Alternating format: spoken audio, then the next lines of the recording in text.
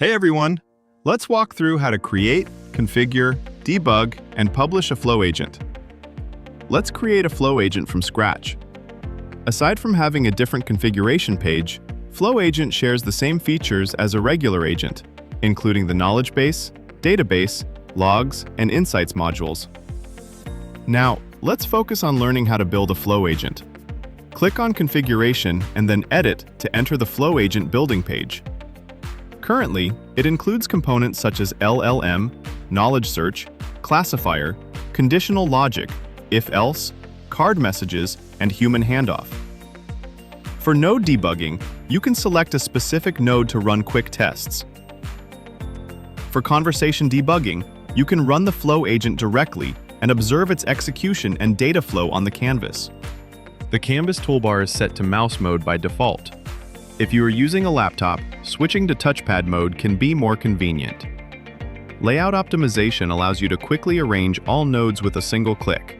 You can also use the annotation feature to explain the design logic and principles behind different nodes, helping your colleagues better understand and collaborate. Most nodes come with both input and output ports. In FlowAgent, connections represent both triggering and data transfer. This is different from workflow, where connections only represent triggering. When connecting nodes on the canvas, data can only flow from output to input. Outputs are located on the right side of a node, while inputs are on the left. The arrows on the connections indicate the direction of data flow, as well as the execution order of the nodes. Once two nodes are connected, the output of the upstream node will automatically serve as the input for the downstream node. You can click the Details button to view the input and output information of each successfully executed node.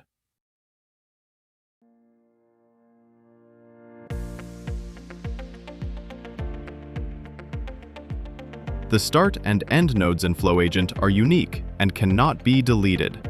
The start node represents each user input, while the end node represents each agent response. The LLM node is essentially a standard agent. On the configuration page, you can choose different LLM versions and set up role prompts. You can even configure workflows, tools, and databases. When the upstream node of the LLM is a knowledge search, the retrieved knowledge will be placed in the knowledge data field and used as background information. The knowledge search node allows you to select a knowledge base and configure personalized RAG parameters to achieve controllable and efficient retrieval augmented generation.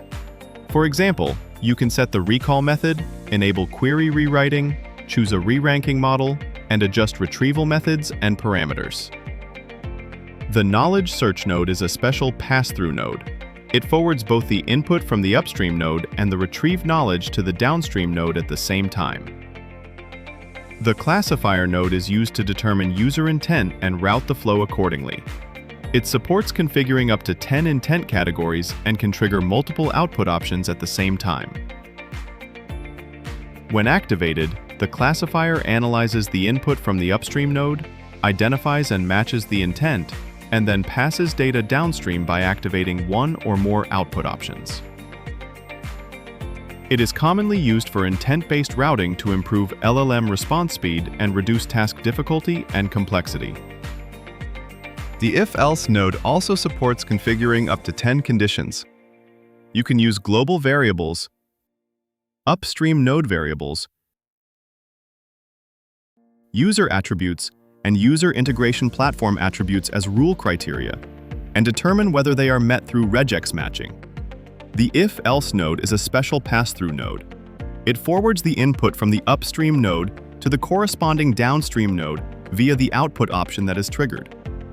The conditional judgment node supports configuring a single condition, which can be defined using natural language. The LLM will then determine whether the condition is met.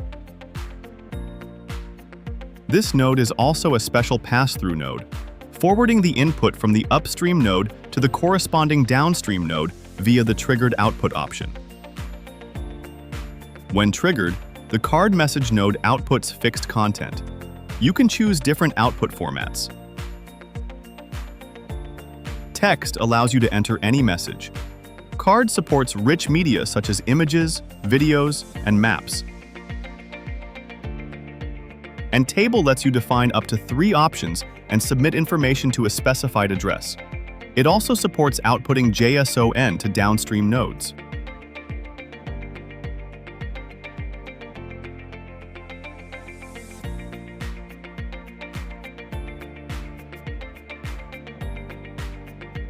The human service node cannot be linked to downstream nodes.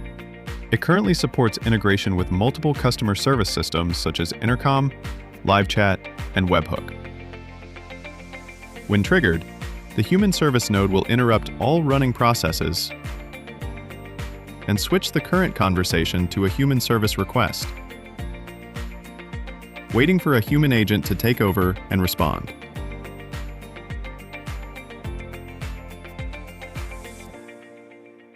That's all for this video. Thank you for watching. If you have any questions, feel free to reach out to us through our website or by email. We hope GPTBots can continue to support you, and we look forward to seeing you in the next video.